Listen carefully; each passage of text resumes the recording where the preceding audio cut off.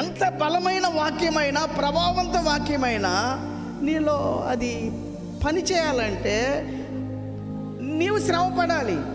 ఏదైతే ప్రభువు చెప్పాడో, ఏ అనుభవం అయితే నేర్పించాడో దాన్ని నువ్వు సాధన చేయాలి. నీవు సాధన చేయాలి. సాధన చేయడం నువ్వు శ్రమ పడాలి, ప్రసవ వేదన పడాలి. అర్థమైందండి? ఒక తల్లి బిడ్డకు ఒక క్రొత్త జీవితాన్ని ఇవ్వాలంటే ప్రసవ వేదన లేకుండా ఒక క్రొత్త జీవితం, ఒక నూతనమైన జీవితం లేదు. యేసు ప్రభు సిలువలో శ్రమలు, ఆ ప్రసవ వేదన ద్వారా మనకు ఆత్మరక్షణ ఇచ్చాడు. మనం కూడా మార్పు చెందడానికి, మార్చుకోవడానికి కొన్ని అనుభవాలు, కొన్ని అలవాట్లు, మన మనస్సు, మన నడక, మన మాట, మన తలంపులు, వీటన్నిటిని మార్చుకోవడానికి మనకేముండాలంట? ప్రసవ వేదన ఉండాలి. చాలా విషయాలు నేర్పించాడు ప్రభు ఇందులో. సంఘానికి కూడా నేర్పించా నేను. చూడండి, ఆ మ్యాగ్నెటిక్ వేవ్ అది పెట్టినప్పుడు నాకేం తెలియటం లేదు. ఆయన ఆ చిన్న డబ్బా పెట్టినప్పుడు తెలిసింది, ఎగిరెగిరి పడుతుంది. దాన్ని చూపించాడు. ఇంత సరౌండింగ్స్లో మీకు అంత ఆ ఎముకలు.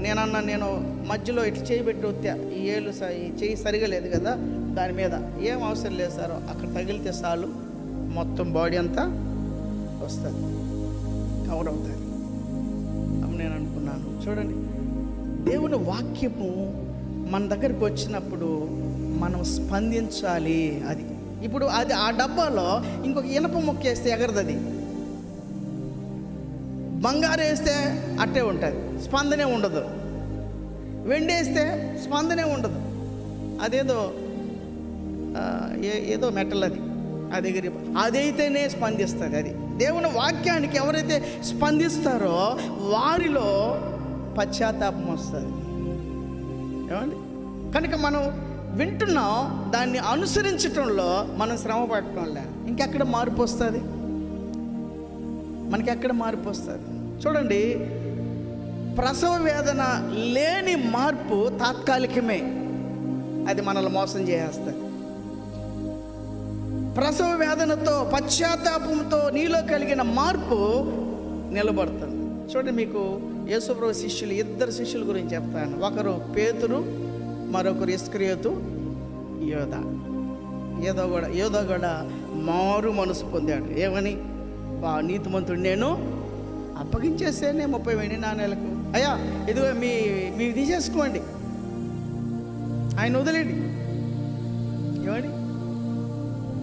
మారు మనసు వచ్చింది, కానీ దాని ఫలితమేమీ లేదు. పేతురులో వచ్చిన మారు మనసు ఏంటో తెలుసా? పశ్చాత్తాపంతో. అది పేతురు ఎప్పుడైతే కోడికి వచ్చిందో ప్రభు మాటలు గుర్తు చేసుకొని పశ్చాత్తాపడి ఏడ్చాడంట. చూసారా? పశ్చాత్తాపడి ఏడ్చాడు. కలిగిన మారు మనసు తన బ్రతుకుని ఉన్నతంగా నిలబెట్టింది. అపోస్తలుల్లో పేతురుకున్న స్థానం వేరు. ఏమండి? మొట్టమొదటి ప్రసంగం పేతురు, మొట్టమొదటి అద్భుతమైన కార్యం కూడా పేతురే. పేతురే ఆ ధైర్యం చేయగలిగినాడు. ప్రభు చెప్పాడు, మీరు నాకంటే గొప్ప కార్యాలు చేస్తారని. ప్రభు చెప్పాడు, నాకు ప్రతినిధులుగా మిమ్మల్ని నిలబెడతానని. ఎవరో ధైర్యం చేయలేదు, కానీ పేతురు ప్రాక్టీస్ చేశాడు.